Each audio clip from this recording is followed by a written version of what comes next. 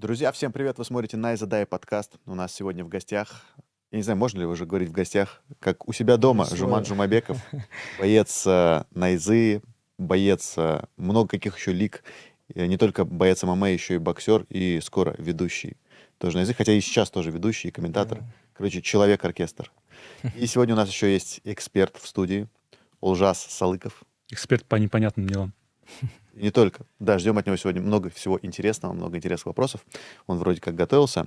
Жуман, сегодня, знаешь, я думал поговорить о такой теме. Вот мы последний раз с тобой когда общались, после крайнего турнира Найзы, и говорили о том, что тебе уже больше интересны какие-то медийные бои, и ты уже, ну, скажем так, на завершающей, на финишной, да, какой-то прямой своей карьеры именно как бойца. И вот, знаешь, я думаю, сегодняшний подкаст посвятить тому, как вообще вот работа бойца, хорошая или нет. Мне кажется, у тебя и много историй каких-то связанных вообще с тем, что, да, ты был бойцом, ты знаешь подводные камни, знаешь о травмах, знаешь о гонорарах, знаешь о многом. И вот, знаешь, у нас много смотрят ребят молодых, которые только начинают свой путь, и, может быть, знаешь, сегодня у тебя будет возможность кого-то отговорить от того, чтобы начинать, да, эту историю становления профессиональным бойцом, а может быть, кого-то, наоборот, подтолкнуть, потому что боец ММА — это хоть и с какой-то стороны там травмы, с какой-то стороны проблемы, поражения, а с другой стороны это слава, деньги и прочее. Как тебе вообще вот быть бойцом? Прикольно?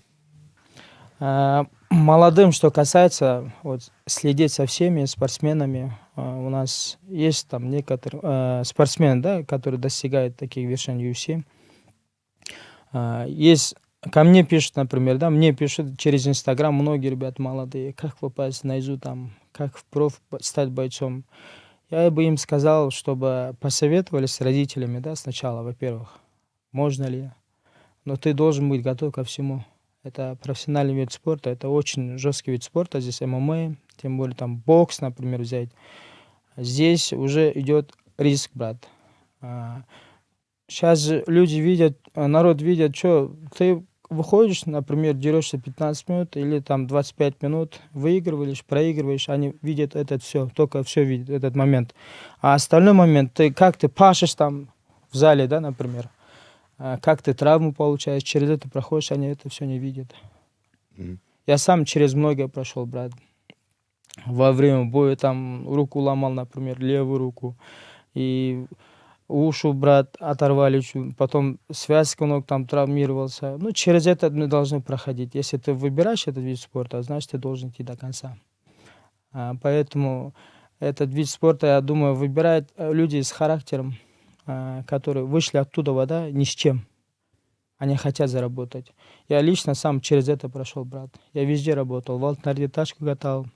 Последний раз санаторий Алатау у нас есть. Я там охранником работал 2 года. И мама там же, в этой же санатории работала техничкой. 2 года отпахали. И мне это все надоело, брат. Вот честно, не буду врать, каждый день приходил, у меня с мамой там, я постоянно говорю, не хочу работать, мама ругала меня постоянно работать. И был такой момент, я, например, после рабочего дня, там у нас есть беговой, там побегал, там потренировался, и один старший брат, там, Галмжан, он заметил, типа, тренируйся, он говорит, просто интересовался, он говорит, будешь драться, хочешь драться или что? Я говорю, дальнейшем хочу подраться, я говорю, устал уже здесь работать. Я там на посту сидел, брат, вот эти открывал, короче, машины проходят там. И бывают такие люди, да, приходят с ними, начинают цепляться там. Это все мне надоело. Потом через него первый тренер у меня, этот Сагатбек Мусахал, я к нему попал. У него занимались такие ребята, как в то время, да, суперзвезды были Казахстана, Ардах и Бейбут Назар, братья. Я их по телевизору, по ютубу наблюдал постоянно. А когда туда приехал в зал и первый раз вживую увидел их, я, брат, чуть в шоке был. И первый же день тренировок, я помню, вот этот Хазбек Ашимов, чемпион мира тогда был. Кунлун файт, помнишь, вот этот Мгм. промоушен был? Там, весе 57 килограмм. Вот с ним спарринг, короче. Он задушил, базара нет. Я не постучал, чуть не уснул, короче. В этот момент Сагат Бегага успел, короче, все. Я помню, вот этот на колени упал, короче, он гильотин мне взял. Я все думал, все, меня не возьмет, короче. Потом раз после тренировки Сагат Бегага подходит и мне говорит, все, можешь с завтрашнего дня начать. Я такой радостный. Домой прихожу, с мамой общаюсь. Мне же отца я рано потерял, поэтому У нас, как говорят казахов, бата. Мама мне бата дала, и все. После этого у меня начался первая карьера. И маме обещал, буду на этом зарабатывать. Это любой маме тяжело, конечно, сын, когда дерется, например, на этом почему зарабатывает. Она изначально не могла привыкнуть к этому. И первый же мой бой, брат, в 2013 году был в Ахтау. Первый на мирный турнир, Найзы, первый турнир. Там бились такие ребята, как Жалга Жумагулов, легенда Казахстана, и Сергей Мороз, например. И в том же карде я бился. И выиграл нокаутом, 30 тысяч тенге получил.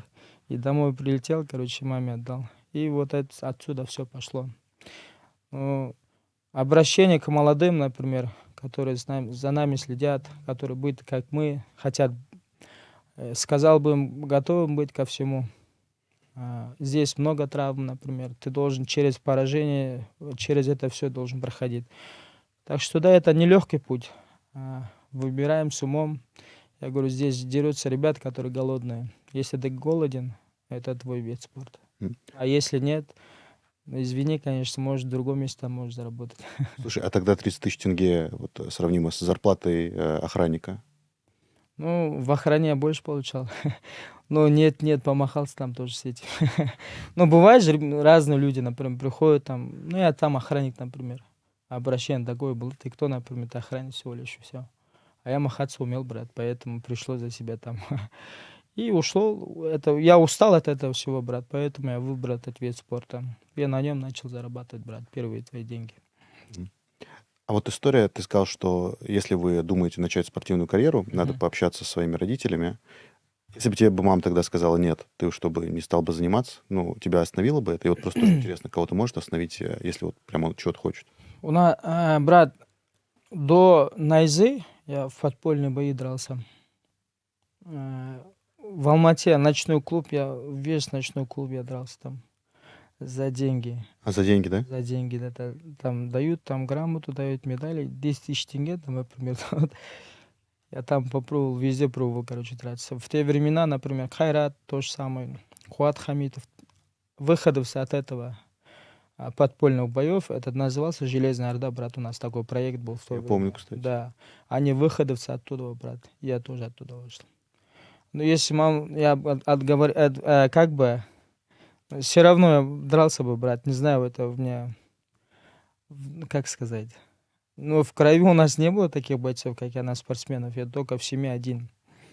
Не знаю, я все равно отговорил маму.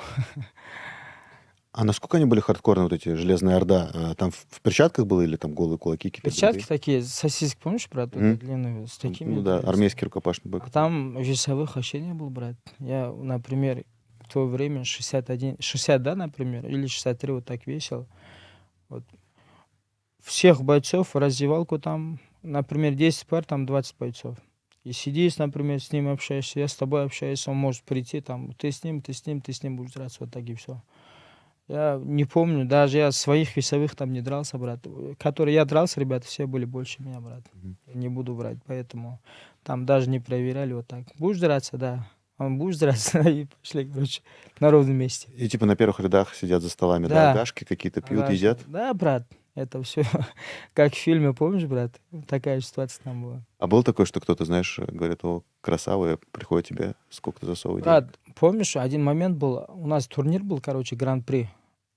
Вот это я гран-при выиграл, и должен был мне отдать телевизор там. И все, короче, телевизор оттуда другие забрали, я без подарков остался. И мой бой последний раз я в баллон-шлаке дрался, и все, после этого я ушел оттуда. И начал профессионально уже серьезно заниматься. Какие основные минусы вот сейчас ты видишь в карьере бойца? Минусов? Блин, тяжело, брат, тяжелый вопрос. Минус есть у всех, конечно. В плане, да, если хотят быстро достичь успехов, мне кажется, надо больше трештока. Вот. Я много замечаю, да, в России то же самое берешь, например. Ты тоже, например, брат, в этой теме, например. Те, кто говорят много, они быстро достигают. Например, хочешь за пояс, там дерутся, хочешь больше зарабатывать. Я не говорю всем, все, да, но есть такие бойцы, например, слабее меня, да, например. Но такой барьер у них трешток, они зарабатывают больше нас. Вот поэтому, да, говорю, если хотите, вот, например, молодым, да, например, бойцам, трэш-ток, он должен грамотно быть, чтобы народу интересно было. Ну, личности не переходить. Если личность переходит, это уже это не трэш-ток, брат, это уже все, брат, оскорбление, мне кажется. Поэтому за это нужно будет не до боя, а уже до боя надо будет его там поломать и все. Ну, минус есть у всех, брат. Не знаю, там, перечислять кого-то. Мгм. И знаешь, если говорить о плюсах, то меня вот очень приятно удивило. Мы когда с тобой ехали с Узбекистана, Мгм. просто мы ехали на поезде, вот для тех, кто не знает, я думаю, что мало кто знает. Э, И на каких-то остановках просто приходили люди, приносили тебе бешбармак, какую-то еще еду. Причем это было часто на разных остановках. И, возможно, если бы ты бы хотел бы, было бы, да, чаще, наверное. Кто вот все эти люди, которые к Жуману так хорошо относятся? Нет, друзья мои, брат.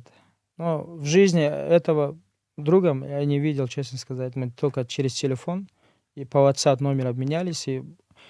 И он в один, когда мы в Ташкенте находились, он написал мне, что, как, где-то через историю видишь, я говорю, в турнире на Азе, когда обратно. Он там хотел меня пацанов отправить. Я говорю, все, брат, не надо. Я говорю, я там и так в гостях был там. Оттуда уходишь в другой год, там зовет кого-то.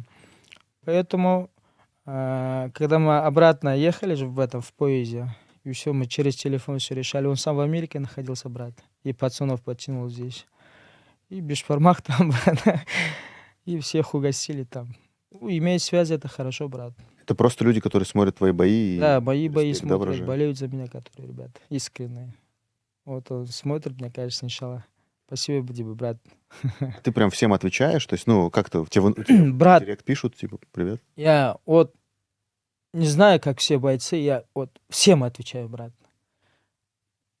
Блин, даже у меня уходит там в неделю, там 10 дней, я всем отвечаю. Вот у меня такой, не хочу всех обидеть, поэтому, брат. Даже они мне пишут, я отвечаю, они в шоке бывают, например. Я говорю, почему так? Я говорю, простой человек, который, да, например, отличает от тебя, только боец выступаю и все, брат. А так я в жизни такой простой, как и ты. Вот, Аллах, я тебе говорю, брат, они вообще в шоке бывают. Блин, отказ, ты отвечаешь. Я говорю, я простой, блин. Даже бывает некоторые щегли там пишут, ага, можешь на меня подписаться? Я так подписываюсь. И все, брат. А так я в жизни такой простой же, брат. А то некоторые бывают, некоторые пишут люди, которые высокомерны чересчур. Я говорю, ты в жизни меня не знаешь. Я говорю, нельзя писать такие вещи. А ты начнешь со мной общаться, ты, блин, будешь в других мнениях обо мне, и все, брат. А так всем отвечаю. Ол же был экспертный вопрос, мне кажется, он так на тебя посмотрел. Ну, это до этого было. Сейчас же, получается, Сагатбек Ага занимается промоушеном боксерским, New Names Promotion. Вы по боксу не хотите выступить? У вас же еще рекорд есть по боксу. Да, когда у Сагатбека я занимался, вот, первый мой дебют, это в 2012 году был. Вечер бокса Канат Ислам Мгм. в Алматы-арене. Вот тогда я вообще не думал, что я буду выступать в этом вечер бокса. Я просто готовился, Сагатага пришел, я говорю, все, готовься, через неделю там, и через 5 дней, короче, будешь выступать по боксу, вечер бокса Канат Ислама. Я говорю, погнали, сколько платят там, $2000. И все, пошло. Брат, перчатки одел боксерские. И в арену, блин, пригласили меня. Первый же был у меня, первый открывал я карты, короче. Первый бой. Блин, столько народу там, брат, аншлаг. Чуть потерялся, чуть, брат. Но удосрочил, короче, своего соперника нокаутом, выиграл в первом раунде. И от этого все пошло. Потом у меня второй бой был вечер бокса Тукеш Промоушен. МТК Глобал, они совместно делали. Это во время карантина был, брат. Меня отправляет, интересуется, будешь выступать по боксу? Я говорю, все, погнали. Сколько раундов? 6 раундов. Весе какой? 63. И мне скидывать соперников. Честный, брат, я не хотел слабым драться. Потому что там первый бой у меня 3-0, да, соперник? Но он слабый был, брат, Беларусь. Второй бой по боксу я именно Вайдаев Багдад, я его выбрал, брат. Потому что он был среди кадетов чемпион мира, да. И по профу он выступал, я с ним хотел выступить именно. У нас такая заруба там была. Я тогда в команде Дартима был, брат. Там Дартим команда одна наша стоит, там боксер команда одна им, а у нас, короче, между собой заруба там была. Я считаю, вот этот бой не проиграл. Я максимум один раунд, брат, выиграл там. Ну, со счетом, да, например, там 6 раундов же бой был. Знаешь, брат, после этого боя, блин, как обычно в ММА дерусь, например, у меня так тело не болело, брат. А после этого бокса, брат, я один день не мог вот так просто лежа и все, не мог выворачиваться.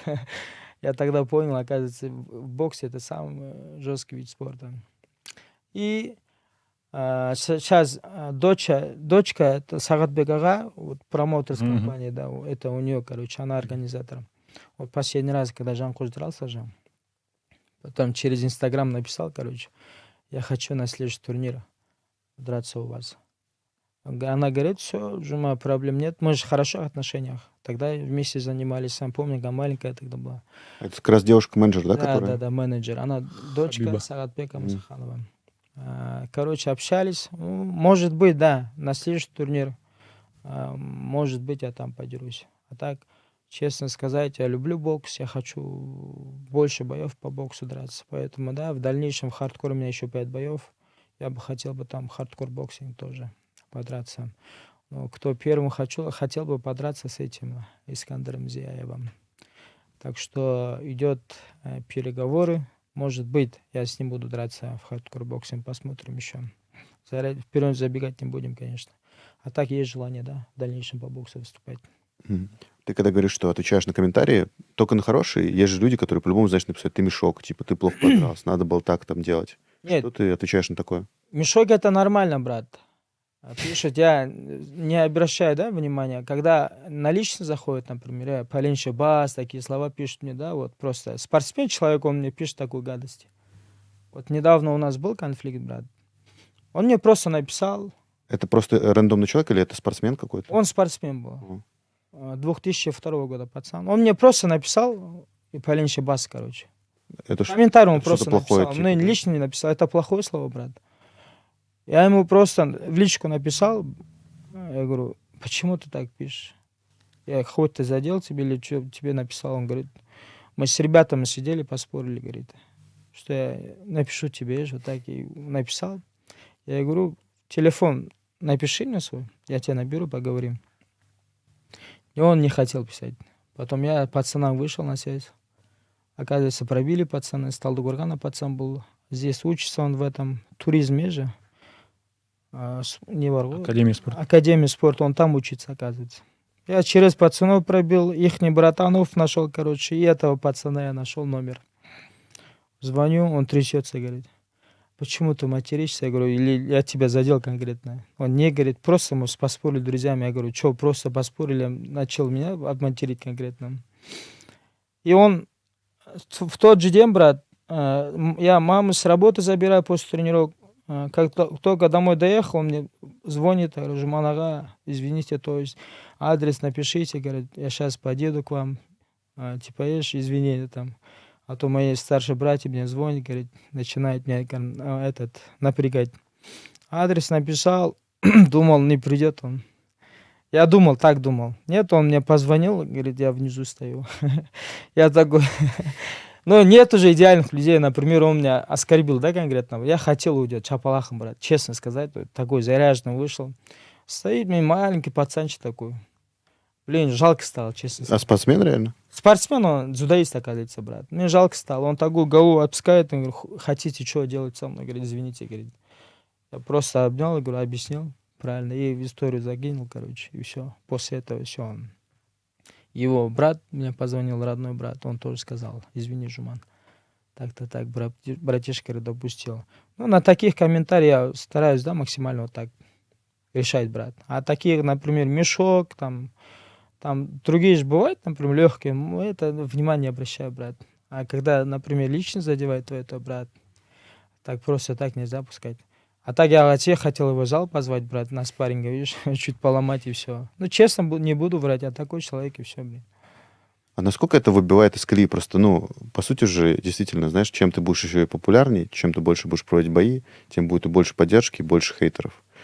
Ну, не знаю, ты вот больше 10 лет, получается, 11 лет уже в спорте. Понятное дело, что тогда, наверное, не так были развиты соцсети, но там уже последние лет 5, в принципе, тебе пишут, и ты там, да, пишешь что-то, и комментируют.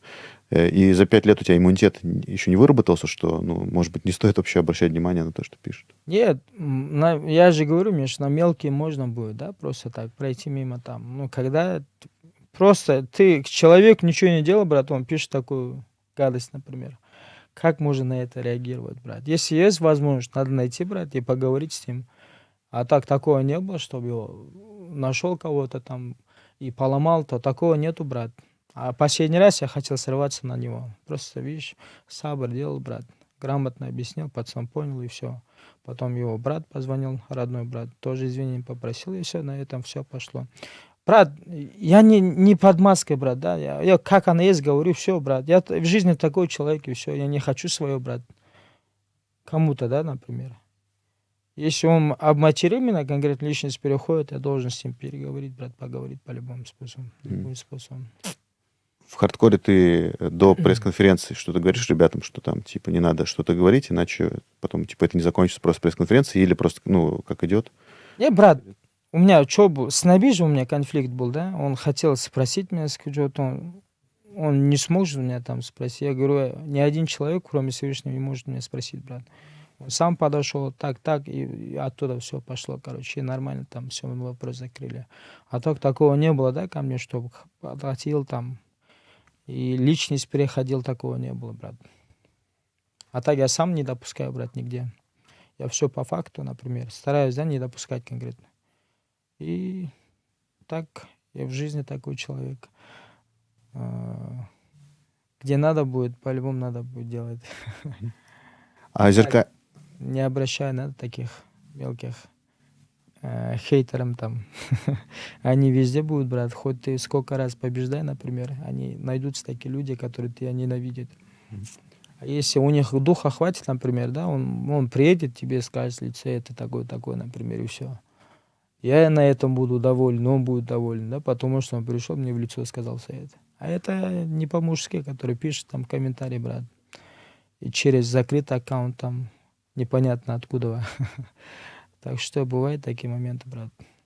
А зеркальное что-то было? Вот, не знаю, ты смотрел чей-то бой, прям, не знаю, возмутился, что человек там не работал или что-то такое, вот там на эмоциях раз написал ему? Или ты, наоборот, всегда там, не знаю, поддерживаешь? Нет, брат, я всегда поддерживаю. Потому что сам прохожу через это, я все понимаю. Ну, например, Артемский бой возьми, брат. Он до этого всех побеждал, брат, согласись. Он как с Алибагом вышел, проиграл, все начали хейтить его там. Те люди, которые до этого поддерживали, начали его же хейтить, брат. Это плохо, я наоборот поддержал. Конечно, болел за него. Я знаю лично этого человека, поэтому, да, тяжело было это смотреть. Я в личку ему написал тоже. С моей стороны только поддержка, брат, честно сказать. К любым казахстанским бойцам такого не было, что я недоволен, там, ты это не делал, добить, да, чтобы сверху. Нет, такого не было, брат. Всегда стараюсь максимум поддержать всех. Некоторые даже за Багова болели. Ну, это фанаты же. Есть те, которые люди за меня болеют, есть те, которые люди, казахстанцы, за меня, которые не болеют, да, например, которые против меня уходят, на них указывают конкретно и все. Это же спорт, в этом ничего такого нету. Они не обязаны, например, да, кому-то. Фанаты же все-таки. Да, я поддерживаю, мне тоже кажется, что по национальному признаку немножко странно. Правильно, брат? Почему надо им обижаться? Зачем обижаться, брат? Например, у тебя свой брат фанаты, например. У меня свое там.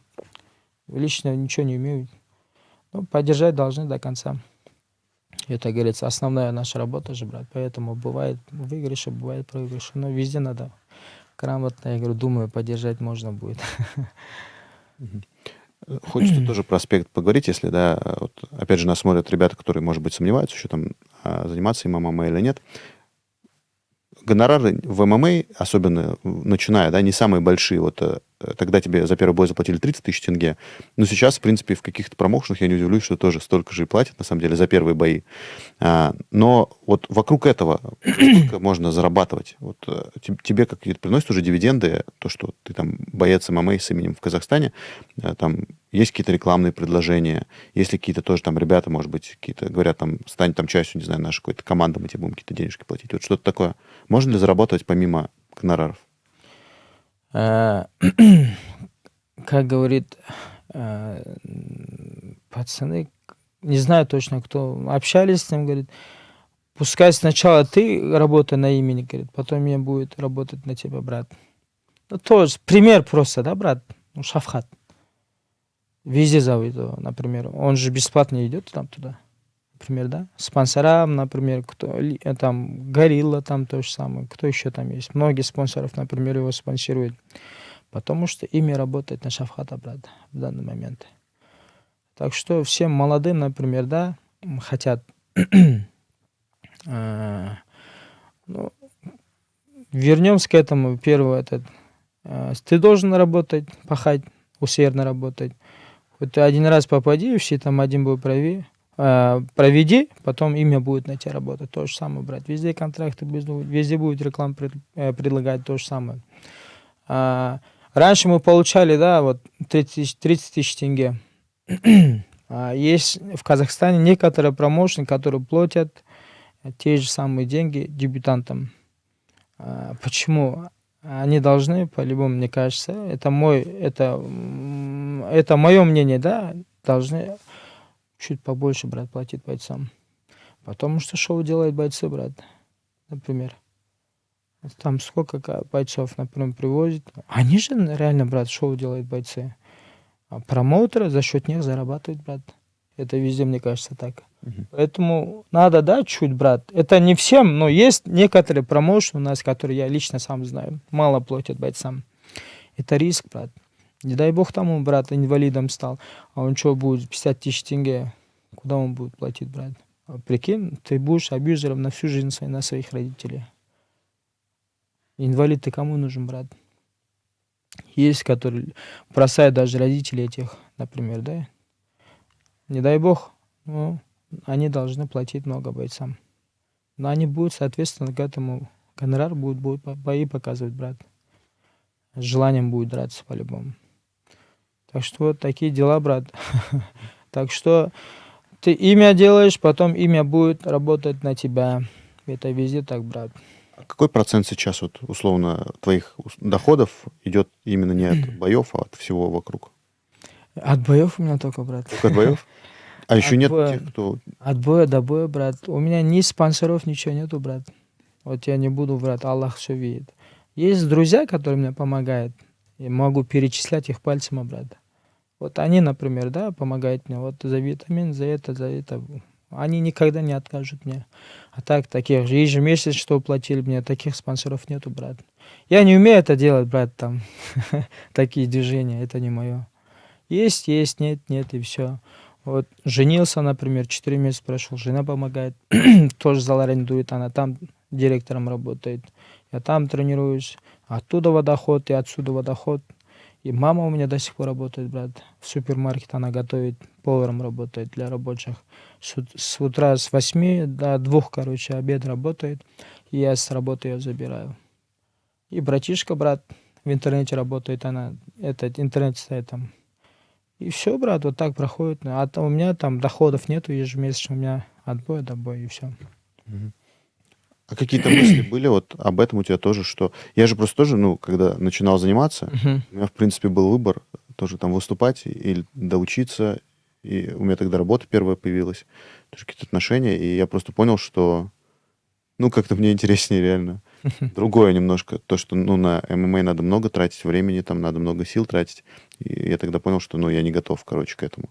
Вот. И сейчас у тебя, ну, есть понимание, что вот все не зря было или наоборот, ну, есть какие-то сожаления? Сожалений никак нету, брат. О чем сожалеть, брат? Это все уже в прошлом. Надо думать о будущем, брат, да, например. Я себя так вижу, брат, вот, в фантазиях у меня, да, но над этим я работаю, брат.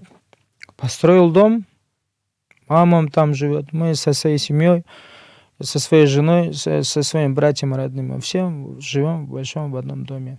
Вот это у меня в фантазиях. Я всегда каждый день встаю, цель номер один, вот эта цель номер один, вот это, и над этим я работаю, брат. А таких сожалений нету. Ну, сейчас я буду говорить много там, да, брат, там, через это прошел, через того прошел, брат. Людям это уже не интересно, брат, честно сказать. Как им пофиг, да, например, людям. Честно сказать, брат, всегда же так. Есть люди интереснее, да, например, твоя карьера, там, твоя жизнь, как, через что ты прошел, но таких людей мало, которые интересуются. Поэтому, да, брат, лучше в прошлом не жить, а надо думать о будущем, иншаллах. Поэтому на этом пути сейчас я зарабатываю и работаю на этом пути, и все. У меня до сих пор же мотивация то же самое, брат. Утром встаю в зал. Хотя мог бы там, у меня боев же нету, там отдыхать дома. Я так не могу, брат. Я хочу быть перед собой честным, брат, перед Всевышним честным, перед своими родителями, все. Например, каждый день утром мама на работу идет, жена у меня там с утра на работу, а что, я должен дома лежать, брат? Ну, согласись, нечестно же так, брат. Стопудово. Я мог бы там, да, перед боем там месяц там позанимался, такого нет у меня. Значит, они работают, значит, я должен тоже работать, и все. Но поддерживает, это в первую очередь моя мама, сильно постоянно мотивирует. Говорит, как у тебя, все хорошо. Они говорят, не сдавайся, только вперед, через который проходишь, например, через поражение, она всегда поддерживает. И жена, брат, постоянно рядом. Каждый день там в Таиланде находился перед последним боем, тоже каждый день с ней, короче, давай, ты можешь, вот так мотивирует, короче, и мама там, и братишка, брат. Поэтому у нас сложно, брат, честно сказать, все сложно у нас. В плане, да, например, братишка там работает после меня, автобус там, у меня большая семья, 5 детей, тоже тяжело, блин, в одной квартире живет. Вот это все видишь, брат, уже неохота, да, руки опускать, надо до конца. Поэтому вот так я себя вижу в будущем. Большой дом, и все вокруг, живем в этом доме, брат, и счастливы, иншаллах. Поэтому так. 5 боев в хардкоре, они помогут? Ну, на сколько процентов заполнят покупку дома? Ну, брат, я планирую, да, например. Ну, близко не буду что-то говорить. Ну, иншаллах, 2-3 года, брат. Вот этого времени хватит, иншаллах. Ну, на этом пути. Брат, ну, я в жизни сделал себе большую покупку, брат. В Шымкенте ездил, я себе в жизни вот большой подарок, машину купил, брат. За эти 20 боев, через столько я пот прошел. И, конечно же, жена в этом тоже помог. И купил себе машину, брат. Новую. Это большая покупка в моей жизни, брат. И Поздравляю. Спасибо, брат. И следующий этап уже дом, брат. Следующий этап, на этом и работаем, брат. Всей семьей. Дом Что в за Алмате? машина? Ну, в дом во время свадьбы мне Нурбегага, Мура, Ахтауские братаны, они все мне дом подарили там. Сам знаешь, брат, там же был же. И Нурбегага недавно общался, Нурбегага говорит, иншаллах, летом закончим, говорит, подарим тебе. Вот жду этот момент, брат. Я хочу там, когда не закончу, и то, что собрал, брат, и оттуда продать и начать свой дом, иншаллах. Я в Алмате хочу, конечно. А что за машина? Соната 2022 года. 2.5. Нормально. Альхамдулиллах. Нормальная машина, короче. Теперь штрафы за скорость приходят, наверное. Нет, нормально, брат. Когда до этого на Kia Rio ездил 1.6, тогда накопился штраф. А сейчас уже аккуратный более-менее, брат. Сам знаешь, своим трудом заработал, поэтому аккуратно надо быть. Я ценю свой труд, поэтому, брат, я везде аккуратно сейчас. Олуш, экспертный вопрос. Экспертный вопрос. Ну, хотелось бы узнать про следующий бой против Росского Тайсона. Когда, в каком весе? Вот сейчас предыстория, брат, об этом знают немногие, Миша. Мы вообще в Тайсоне, знаешь, когда мы должны были драться? У них, если ты знаешь, брат, ты должен знать об этом. У них раньше был турнир Валетуда. Да, конечно. Вот. Мы все там бились. Гран-при там был, короче. Там и Даурен Ермеков бился. Сирит там бился. Да, там и Сергей Морозов бился там. Кто еще там были?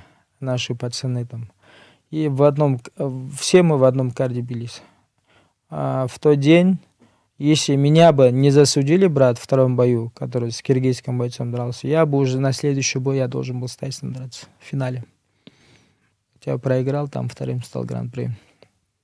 Поэтому, когда последний раз в Киргизстане был же на этот турнир, мы с тобой сразу, я тебе предложил, ты сказал, хорошая идея, все, погнали. И вызвал Тайсона там. Мне этот бой интересен тем, что... Но я сильно уважаю Каната. Он такой открытый, честный, да, такой настоящий мужик, настоящий киргиз. Вот за это я его всегда уважаю. Он в каким-то сторону похож на меня, брат. Он тоже про семью говорит, постоянно тащит маму, там, хочет обеспечить всеми мамами, там, да, маму, всеми этими, иншаллах. Поэтому хотел с ним этот бой сделать исторически.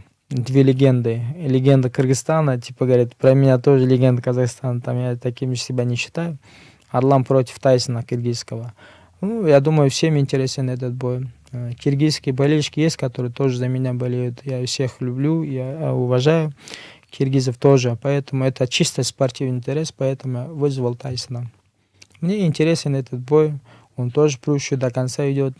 Он тоже не любитель бороться, он любитель тоже в стойке зарубиться. Так что зрителей ждет очень грамотный, очень зрелищный бой. Мы должны в этот вечер, иншаллах, собрать бонус. По-любому, брат. Так что интересно был бы Тайсоном. А так Тайсона уважаю сильно. Қатты құрметтеймін Тайсонды. Артық кетпеңіздер, қырғыз елі. Сіздерді жақсы көреміз. Сол үшін бұл тек қана спорт. Спорттан кейін Тайсон екеуміз қайтып дос болып кетеміз. Я уже знаю, как можно раскручивать бой. Он скажет, я очень люблю уши, но я же Тайсон, типа. Видел бой Жумана на нозе. Да. Еще больше кусок откусить. О, больше теперь не получится, брат, откусить. Я вот эту ушку бережу теперь, брат. Ты, кстати, после этого стал в наушниках работать в зале? Ну, брат, я после операции, брат, я без наушников работал, нормально работал. Помню, один день с новичком стал. Ну, не новичок, греко-римец, выходец от этого. С ним начал бороться, он жестко, короче, начал. Вот это оторвало чудо опять, брат. Поэтому я на следующий день купил начал наушники таскать, тренировочные. И все, зажил, брат, нормально. А как ты вообще относишься к защите на тренировках? Ты же просто тоже такой парень, рубака. У тебя шлем есть? И как у вас в зале там тоже к этому всему относятся? Потому что я понимаю сейчас, что когда я еще тренировался, вот каждый раз, как я пропускал что-то на тренировках, у меня потом трудоспособность, головы падала. Я поэтому сейчас уже как-то больше ушел. Вот сейчас БЖ стал заниматься. Вот потому что, как-то я понимаю, что чем больше по голове пропускаешь, тем потом голова тяжелее думает. Я и так, брат, забываю многие вещи. Это все дается, брат, по-любому. Я думаю, когда... Я уже представляю, да, например, когда мне 40 будет, брат, и начнет это все болячка выходить. За пропущенные удары, вот это все будет выходить, брат, по-любому. Мне шлем подарил, брат, когда я в Дартеме находился, капитаном команды был Али Даруд. Ага, он привез шлем, перчатки и бандажи боксерские. И после этого я начал шлем таскать. То есть до этого сколько лет? 7? Да, до этого без шлема. Бывал такие моменты. Но когда с профессионалом становишься на боксер, тогда я одевал, брат, там, извини, конечно, пропустишь, уже упал. Поэтому бывает нет. Легкий спарринг бывает, который знаешь, ребят, с ними работать начинаешь, тогда уже застрахован, да, ты знаешь, что они будут легко работать. А когда с незнакомцем, например, профбоксером, профбойцами, тогда приходится шлем одевать. Так что я бережу, брат. Я уже мыслить начал по-другому, например. До этого я убивался в зале, брат. Я все оставлял, когда на бой выхожу, уже пустой. У меня сноби такой же был, брат. Я сейчас уже по-другому начал, да, мыслить, по-другому начал думать, например. И где-то я устал, я отдохну лучше на тренировках. Вот это все накапливается, да, брат.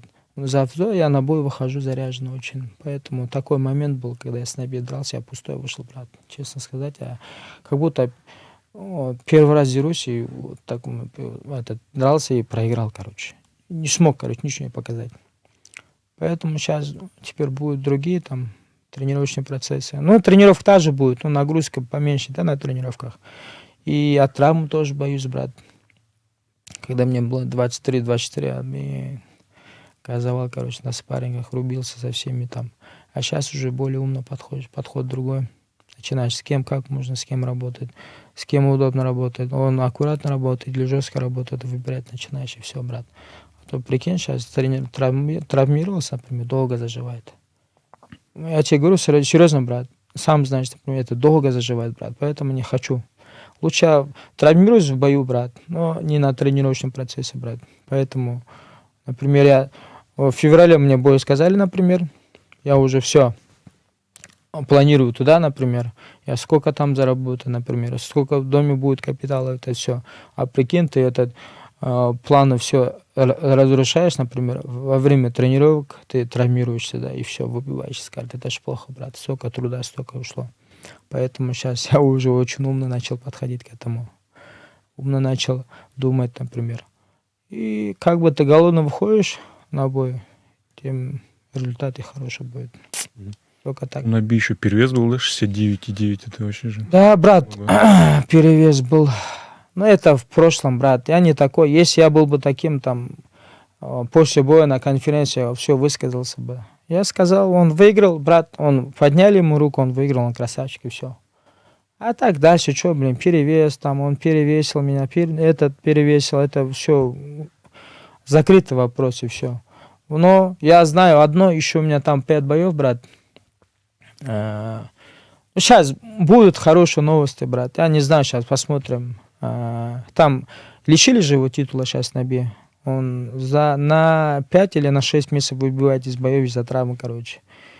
Но в скором времени сейчас будут хорошие новости. Посмотрим сейчас. Так что 5 боев. Еще руки не опускаем. Еще есть возможность подраться за пояс и выиграть этот пояс. Слушай, а после Наби ты, не знаю, стал больше как-то времени на БЖЖ тратить? Вот просто банана-сплит, да, достаточно редкая история в ММА. Есть такое, что ты сейчас там отрабатываешь там уходы с банан-сплит. И вообще вот до боя ты о таком приеме... Ну, ты когда-нибудь отрабатывал вот защиту от него, потому что он действительно же редкий достаточно. С бананом, брат, никогда не отрабатывал. Я даже представлять не мог, что я попаду на этот, понял? Я в этот момент думал о шее только, брат. Честно сказать, я думал только о шее. Я даже об этом не думал. Когда он начал выходить на это, оказывается, больно. Там даже секунданты мои, братишка, забыл. Из команды не было, там у них свои там дела были, поэтому никто не мог подсказать мне. Если бы дали бы Сами там... не знали, да, что Да. делать. Дали бы там, сказали бы 20 секунд, я уже автоматически этот мозг бы этот дал бы этот момент, да, например, и начал бы выживать там, если услышал бы этот. Но они даже после этого поражения, я сижу, так он мне подходит, ага, остался 20 секунд, блин, говорю, а что ты не говорил вообще? Ну, в тот момент было грустно, сейчас уже смешно, брат. О чем жалеть, брат? Я не умер там, да, альхамдулилля, брат. Так что... брат, честно сказать, я в Таиланде даже находился, вот это, не буду врать, пацаны, я даже на спаррингах работал, защита на уровне был, брат. Вот даже у себя там в зале тренируюсь, несколько, там во всех залах бываю, у меня защита отличная, брат.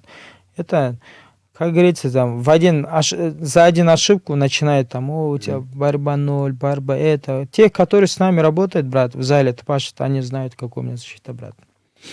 Мне Вот этот момент, да, профуфкал и все, брат. А просто так я интересно, знаешь, нормально именно был. технически, то есть, ну, это именно необычная история. Мгм. Вот, я к этому именно, что было ли у тебя такое, что ты потом пришел, например, там, попробовать банан, сплит, не знаю, какой-нибудь там бейсбол, чувак, знаешь, пришел в зал к божествам и сказал, покажите мне что-то необычное. Твистер, да? Я хотя бы знал, да, потому что, по сути, там все уже примерно понимают, там, как от гильотины, как там от Мгм, РНЦ защищаться. Правильно говоришь. Ну, когда такие штуки тебе показывают, то что-то новенькое же. Нет, такого не было. Теперь буду, конечно, от банана искать защиту. Поэтому для меня это был сюрприз. Сюрпризом был то, что я ничего не смог показать там и все. А так план был такой, 2 раунда ему чисто дать, побороться и уходить оттуда все время. Мгм. Что бывает, брат? Да, я вот просто тоже, знаешь, как, ну, про аналогию думаю. Фаниль, когда дрался в последнем бою против Лимбергера, Ты же комментировал тогда тоже. Да. И меня очень удивило, я вот первый раз видел, как он защищается вот у дужки от РНЦ. Он вот так вот поднимал за локоть. Я никогда до этого просто не видел такой защиты. Я тоже ему потом говорю, слушай, типа, ты вообще где такое увидел? И он такой говорит, а я, типа, к божежистам приходил, и они говорят, вот так можно, типа, делать. А я сам даже не знал, что так делать можно. Да, брат, он, видно, отработал. Вот, может, да, ну, например, увидеть один раз вот это и попробовать на тренировке. Значит, на тренировку выходил, значит, во время боя тоже, брат, результат дало. Ну, ты правильно говоришь, надо над ошибками работать. Это у меня плохо, брат, с этим, честно сказать. Ты даже только начал об этой теме говорить, я вообще про это не думал, брат. Прийти там, божежистом поработать, там, показать новое там. А так я могу там с греплями работать. Ну, в таком плане, да, чтобы от этого выходить. Я же не знал, что попаду на этот прием, брат. Если бы знал, бы заранее готовился бы, поэтому... Он и супер редкий, да, я вот Да, просто поэтому, практикую. брат, я ошибку допустил, там профукал и все, брат. А если, например, да, назад забегать, если я в этот раунд выжил бы, брат, там, я уже все, уже достаточно нормально работал бы с ним. А там же видел, он сразу лезть начал. А до этого, что говорил, тоже психологически чуть хотел поломать, типа, стойки уронить мне. Я к этому все был готов, брат. Единственный момент, этому не был готов, и все. Ты как забить? Он же этот прием провел. У него потом спрашивают, расскажите про этот прием, как он вообще называется? Он говорит, я даже сам не знаю, говорит, честно говоря. Видишь, он тоже такой Получается. был с Наби, брат. Он увидел этот момент, и все, пошло. Это инстинкт, брат, мне кажется, да, вот мышечная память работает тоже. Ты же там уже должен успевать за пару секунд. Вот этот момент воспользовался, и все, выиграл. Ты рассказал, что каждый день тоже, ну, как на работу ходишь в зал. А какие вот за 10 лет самые большие у тебя были пропуски, ну, не связанные с травмами? Был такой, что просто, не знаю, вот неделю неохота ходить и не ходил? Один момент был, брат, в моей карьере. Мы в Самаре ехали, блин, до Атрау на самолете, потом с Атрау до Самары на такси, брат. Вот Сагындык Мекеев агай был, его ученик, я были. В Самару на турнире ездили. Вот этот турнир выиграл досрочно, нокаутом выиграл в первом раунде. Я обратно на самолете в Алмату прихожу, и дома лежу, и мне Сагат Пегагат звонит. Я говорю, где ты? Я говорю, дома. Начал он обматерить, короче. Фук, вещи собрал, на следующий день на тренировке был, брат. У меня это короткий за один день, брат. Один день не смог нормально отдохнуть, и все.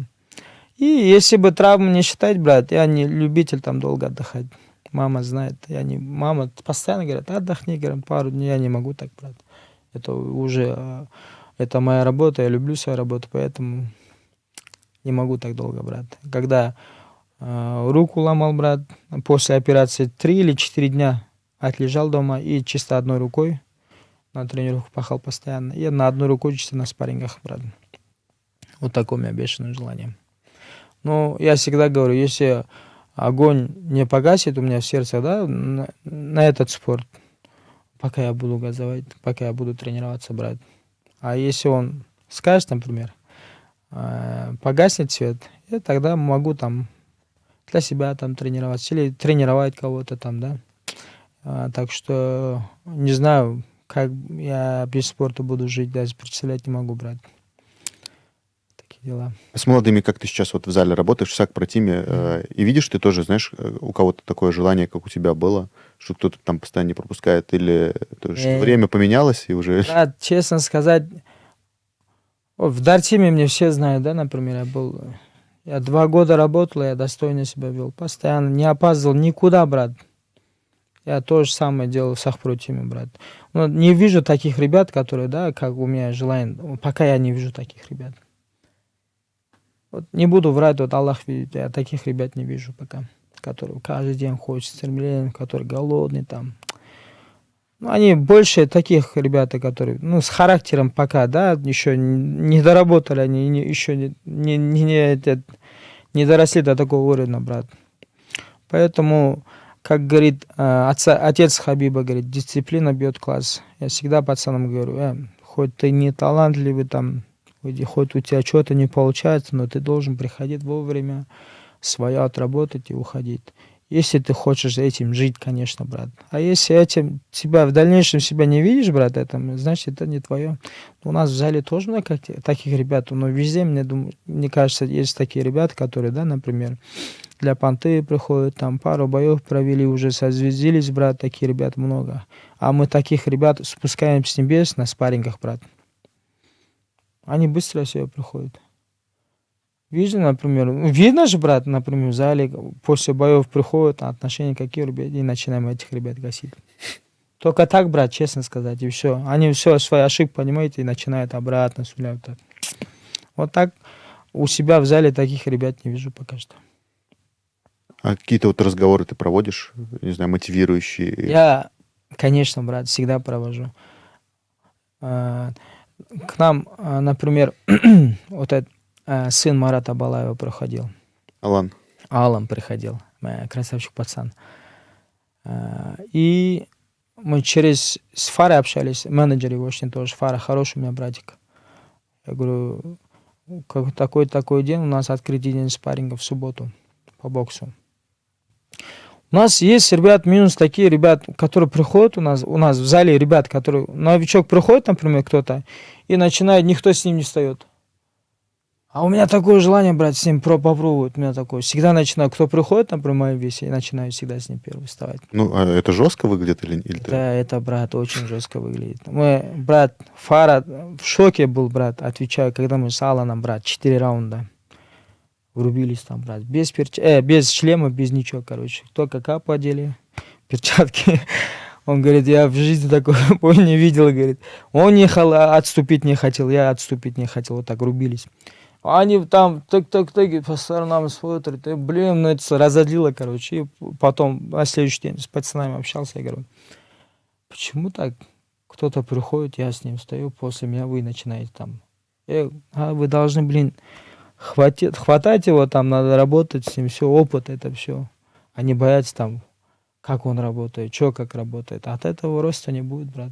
Но эти ребята, которые выступают сейчас на МАДе, Рухе, да, таких маленьких турнирах, они опыт только набирают. Поэтому я такой, брат, везде хочу с ним поработать, кто приходит, с ним зарубиться, вот посмотреть, что у нас будет. Я на что способен, или он на что способен. Такие моменты часто бывают, брат. Давай экспертный вопрос, Олш. Экспертный вопрос? Экспертного вопроса нет. Просто тоже вспомнил вот момент на 56-й найзе, когда вот Орлан и мы приезжали. Я у кого-то брал интервью там.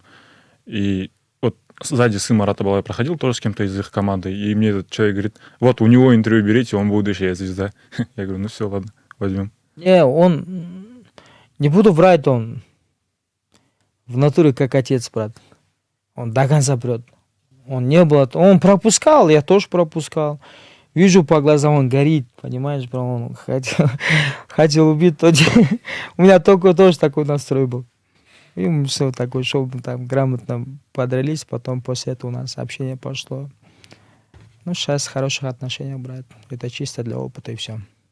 А так, пацан красавчик. Ну, он уже года 3, по-моему, в ММА выступает. Тоже нельзя назвать его прям начинающим бойцом. Да, он старается, молодец, видно же, везде пашет. Давай поговорим про то, что мы за кадром тоже успели с тобой обсудить, чтобы ребятам было чуть интересней. UFC 300 сегодня анонсировали бой, который тебе вроде понравился. Ты про него сказал, Макс Холлоуэй против Джастина Гейджа.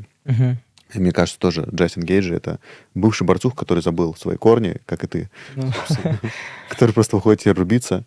Бой интересен тебе? Блин, они оба мне нравятся как бойцы. Но я как человек, я не знаю, что-то говорить о них, я не общался с ними. Но как бойцы, они очень оба мне симпатизируют, брат, как они рубятся в стойке, бороться не любят. Поэтому у Гейджа такая ситуация, как у меня, например. Я выходец от борьбы, брат, казахша говорит, дзюдо боролся. Я же не буду врать, честно, да, открыто буду разговаривать. А когда на улице дрался, я раньше не мог, брат, бить вообще, брат. Чисто броски у меня были. Даже первые бои там посмотрю, у меня там задушка, там полевые, там у меня только-только. И все, как бокс ушел, брат, и все, сейчас охота там шоу показать, зрелище бои показать. Поэтому они оба мне нравятся как спортсмены, как они дерутся. Интересно бой, брат. Тем более за пояс, да, у них Бумаев.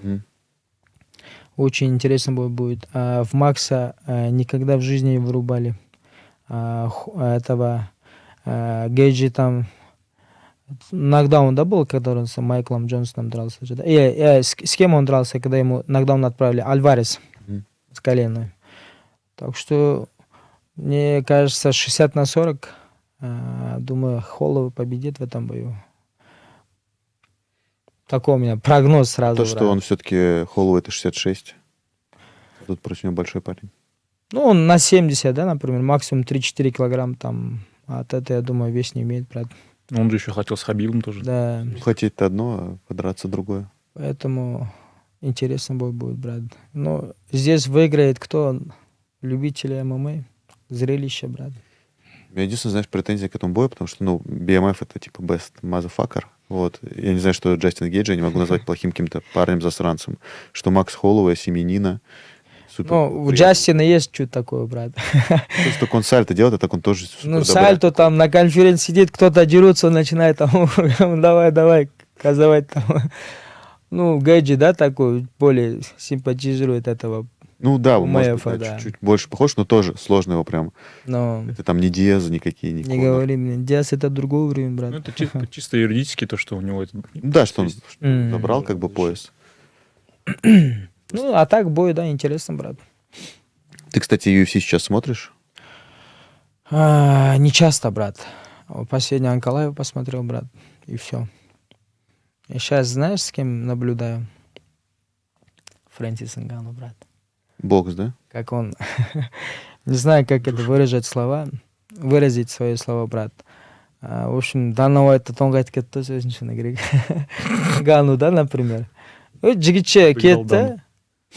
Айтты, төбелесем бокста, дейді. Он с первым номером подрался, брат. Он нокдаун его отправил, например. 20 лямов заработал, брат, например. Он труд окупается очень, брат. Теперь смотри, с кем он будет драться. Джошуа, брат. А что думаешь вообще, есть шанс? Просто, ну, есть такое понимание у людей, что просто к бою с, ну, Тайсон Фьюри, к бою с Нгану, он просто там не готовился, не знаю, в баре сидел, попивал пивчанский, что-нибудь такое делал, вот. А все-таки Джошуа — это такой человек-физкультурник, который всегда в форме. Он там, может быть, чуть ниже уровнем, чем Тайсон Фьюри, но при этом Джошуа, мне кажется, там не должен позволить себя там в нокдаун вообще отправить, потому что иначе прям, мне кажется, у него будут проблемы с какими-то рейтингами. Ну, Фрэнсис такой природный, брат, сам знаешь, да, такой мощный. Тару, мне кажется, такой. Ну, это бокс, брат. Там тяжело будет на дистанции играть все время. Поэтому шанс есть у Нгану попасть. Смотря там, сколько они раундов будут драться. Ну, отлично себя показал с Тайсоном Фьюри, брат. Хоть он набухал там или не готовился, все равно Тайсон, если это Тайсон, брат, по-любому. В плане, например, техника, да, например, на голову выше Гану, он такой бой показал ему. Поэтому Джошуа вряд ли нокаута будет там. Посмотрим, но я от души, всей душой болею за Нгану, брат. Хочу, чтобы он выиграл. Хочу, чтобы нокаутом выиграл, чтобы он заработал, брат, там. Он только не о себе думает, брат. Он где родился, он там зал построил, маме помогает. Ну, такие люди ближе ко мне, брат. И хоть он выиграет, хоть проиграет, я за него буду до конца болеть. Ну, финансово он в любом случае выиграет. Ну, я и говорю, брат, мы же все ради этого, брат, согласись. Мы же все ради этого деремся. Эти ребята врут, которые, как там говорят, честь Казахстана, честь флаг. Это одно, брат, но ты должен на себе заработать по-любому. Ты должен хоть жить на чем-то, брат. Поэтому, да, он в этом плане заработает больше. Этот бой еще на бумаге так смешно выглядит. Джошуа там экс-чемпион в 3 категориях, рекорд 23, что ли, а вот то 0-1 рекорд. Да, 0-1, да. Там и кэфы тоже, когда были, по-моему, 7 на Нгану, кэф, и на этого 1.04. Вот что Это такое. уже не интересно, брат. Самый главный бой состоится, и все, он заработает. Потому что интересно, мне вот интересно, сколько будет конкурентным. Мне почему-то кажется, что именно для Джошуа очень важно сейчас типа самоутвердиться на Нгану, потому что Джошуа тоже там чуть забыли все после того, как он там и Русь проиграл там, Да. да, и, ну, и, в принципе, тоже сдал позиции. Ну, от этого зависит он, как сильно он мотивирован, брат. Мотивирован, да, поэтому. Бывают такие бойцы, например, брат, выигрывает сильных бойцов, например, выходит, например, на уровне ниже и проигрывает этим бойцам. От мотивации много чего зависит, брат. Посмотрим.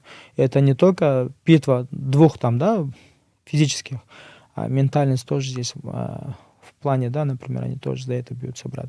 Поэтому посмотрим. Например, он хочет доказать Нгану, чтобы он выходит с ММА, может боксировать. Он изначально хотел стать боксером. Это его мотивирует, брат. Он же, согласись, брат, неплохо себя показал Да? против Тайсона Фьюри, брат.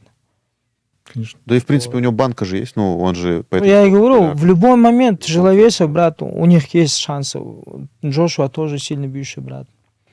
Это же не легковесы, там они тяжеловесы, брат. Дум, и все, уснул. Поэтому 50/50 там, да, чтобы они вырубят друг друга там.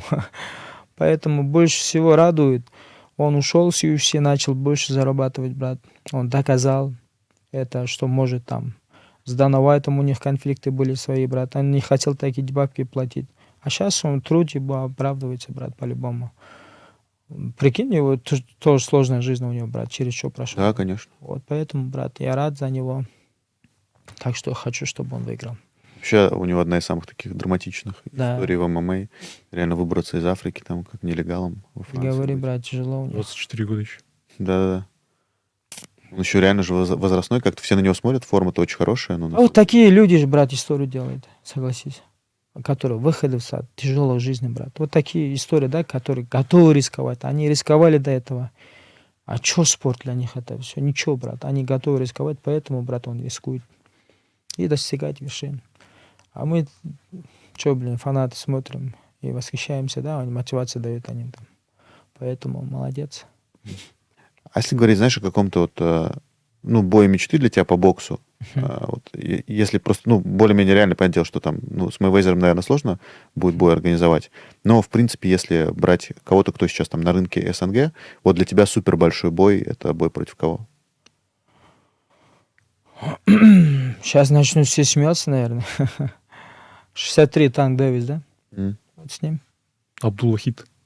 Абдуллахид сейчас новое имя, да, мусульманином стал.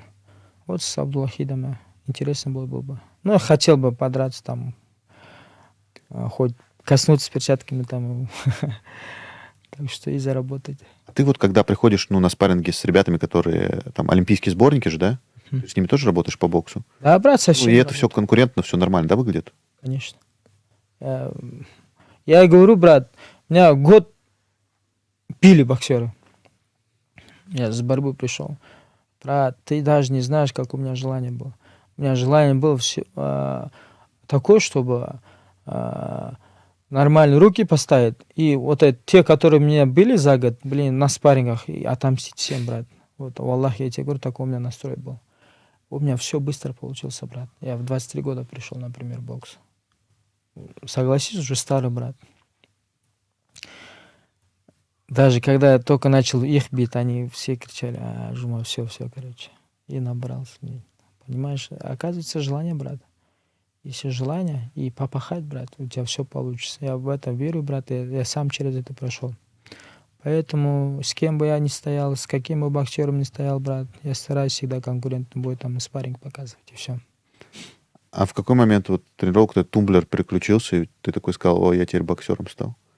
Как это случилось? Или Тогда уже, когда у Сагатага начал заниматься, основная тренировка, на чисто бокс был. А борьбу нет-нет ходил там.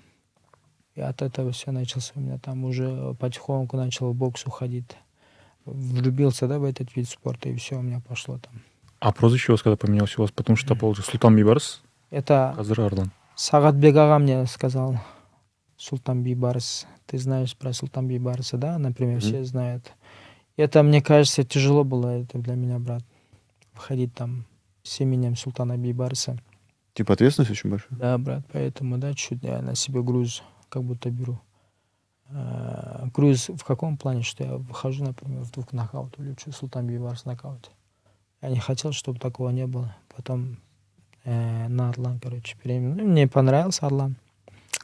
Вождь стоит, поэтому себе Орлан, короче. И дальше пошло. У вас забавно же в зале сейчас, в САК-Про Тим, еще есть Орланы, да? По-моему, кто-то из Борзов же взял себе, из Султановых себе брал. Ну, Асан, это Борс, брат. А вот Усен, по-моему, взял себе Орлан. Нет? Ну, Усена не знаю точно, надо с ним пообщаться. Я просто, С одного зала хватит, я наверное, просто одного. уже думаю, что странно, что, знаешь, в одном зале много А вожаков. так об этом не знал, брат. А Борза знаю, Борс, ну, Борс. Борз, например, это совсем другой, например. А Орлан это чисто казахский, брат. Мне казалось, что вот, Усен, он Я не Орлан. знаю, надо с да? ним пообщаться, брат. Блин, надеюсь, не будет Усен.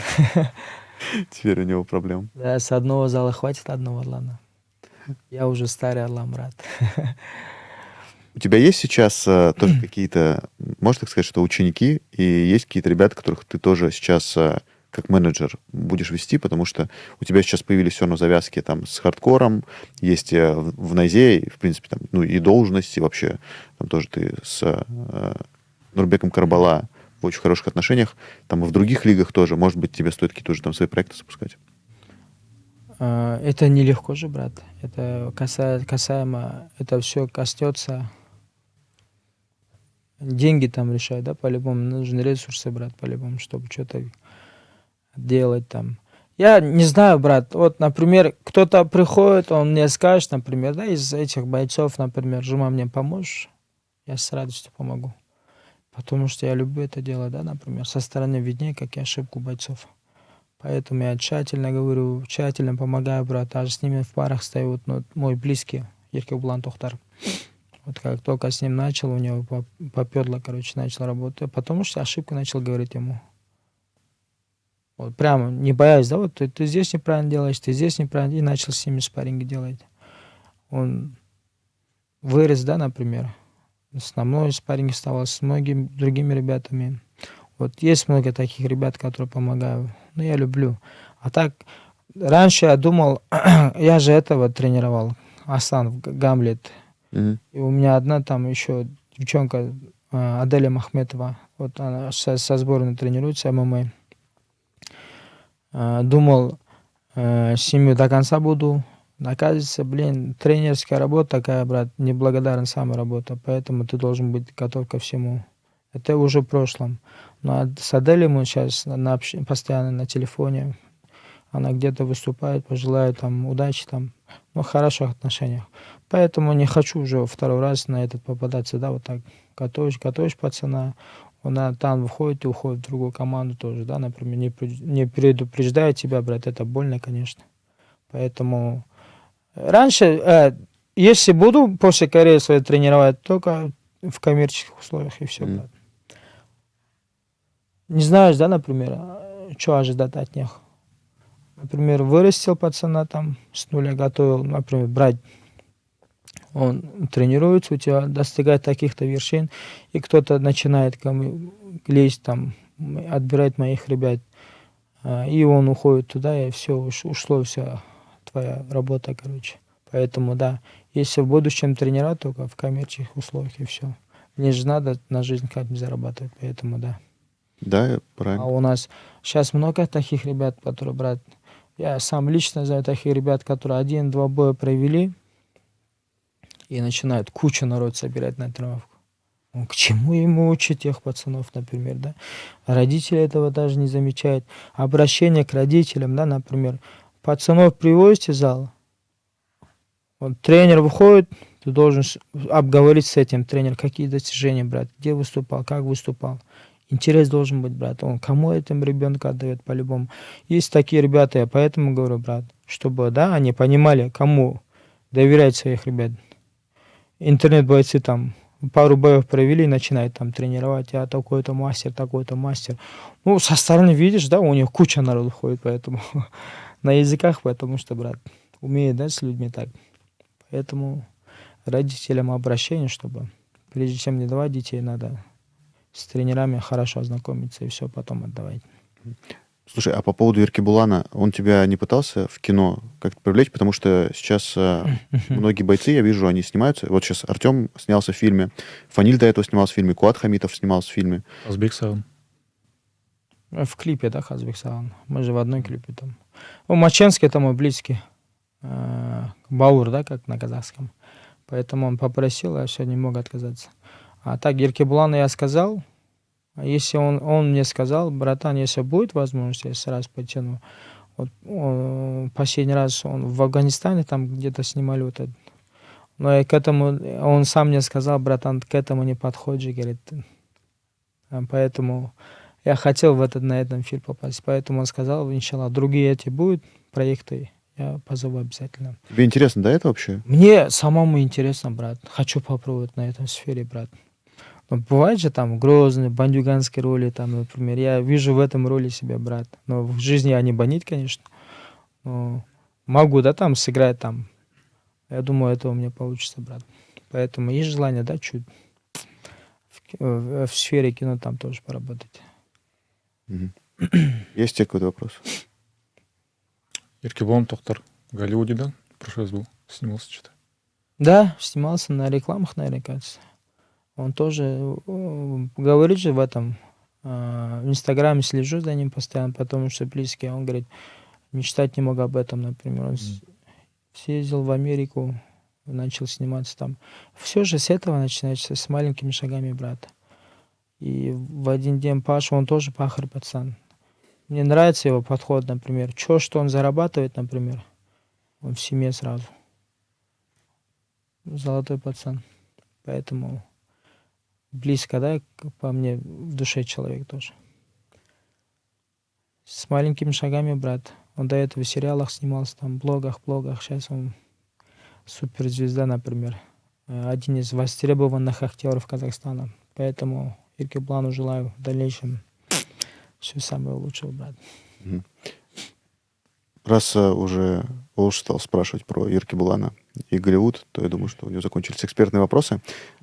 Мне кажется, сегодня интересно очень получилось. Давай еще раз анонсируем то, что, скорее всего, в ближайшее время у тебя будет свой подкаст. На этом канале можно начать, потом, может быть, у тебя даже будет свой YouTube-канал. Очень круто, что ты развиваешься в различных сферах. Брат, я хочу, как Нурбек ага говорит же, даже Алидар ага говорит, когда в этом они дрались же, Хазбек с этим дрался, с Багдадом. Сзади подходит, вот эта работа тебе подходит, говорит. Я не хочу, я уже не могу смотреть твои бои, там, говорит, где кровь, много крови. Поэтому Нурбек ага мне тоже постоянно говорит, развивайся, да, например. Это же он сюда меня пригласил, например, комментаторский. Я не мог отказаться. Первый раз тяжело было, конечно, побоялся чуть. Это новое, да, для меня. А я с этим, иншаллах, я думаю, отлично справился, брат. И до сих пор учусь, точнее. Поэтому, да, скоро будет, иншаллах, как Миш прилетит с отпуска. Мы обсудим. Хочу свой личный подкаст тоже, брат, на казахском языке с пацанами, с бойцами, которые... Я многих бойцов знаю, как и ты, брат. Думаю, они мне тоже не откажут, брат, чтобы помочь мне. Я, знаешь, думаю еще, что стоит сказать. Когда ты только начинал комментаторскую свою деятельность, когда ты выходил в клетку, изначально я тебе помогал с вопросами, и в последнее время ты уже сам все это делаешь, и это, знаешь, мне очень приятно. Да, брат, потому что о чем я тебе говорю, брат, если на русском, то же сам выходи. Поэтому я только, брат, адаптируюсь к этому, да. В будущем тебе вообще не будет, да, сложить выходить туда, брат. Я сам, иншаллах, буду справляться со всеми. А так, конечно, брат, мы же одной команде, поэтому Найза, мы должны помогать. И тебе спасибо, брат, что ты мне помогаешь постоянно, поддерживаешь. Да, ждем подкаста Жумана. Вы предлагайте в комментарии, кстати, к этому видео названия. Может быть, у вас какие-то есть интересные. Еще о чем стоит важно сказать. Сейчас Жуман номинирован на одну из премий Найза Эвардс. Все эти премии, всех номинантов вы можете посмотреть по ссылочке, которая будет в описании к этому видео. Там много номинаций. Боец года, бой года, тренер года, команда года, прорыв года. Там, короче, очень много номинаций. По-моему, 8, Волш? Больше. 10 номинаций. Вы обязательно переходите на сайт, голосуйте за тех, кого считаете в этой номинации победителем. Вот Жуман, я думаю, тоже будет рад, если за него проголосуют. Там будут какие-то призы. Әрине қолдау көрсетіңіздер. Енді қазақ әрқашан қолдау көрсетеді ғой, Аллахқа шүкір. Бірақ енді осы номинацияны ұтуға сіздер мүмкіндік қой, сіздер әйтеуір қолдау берсеңіздер біз жеңіске жетеміз. Сол себепте жақында менің подкастым болады. Сіздерден қолдау, қандай жауынгерлермен подкаст түсірген қызықты, және де подкасттың атын қалай қоямыз, осы тақырыпта сіздер көмек берсеңіздер. Да, также подписывайтесь на все социальные сети Найзы. Это и наш YouTube-канал, на который вы смотрите сейчас это видео. Кстати, надеюсь, вы не забыли поставить лайк. Это и Instagram, и TikTok, и, конечно же, наш сайт. Тоже его посещайте обязательно. Спасибо всем большое.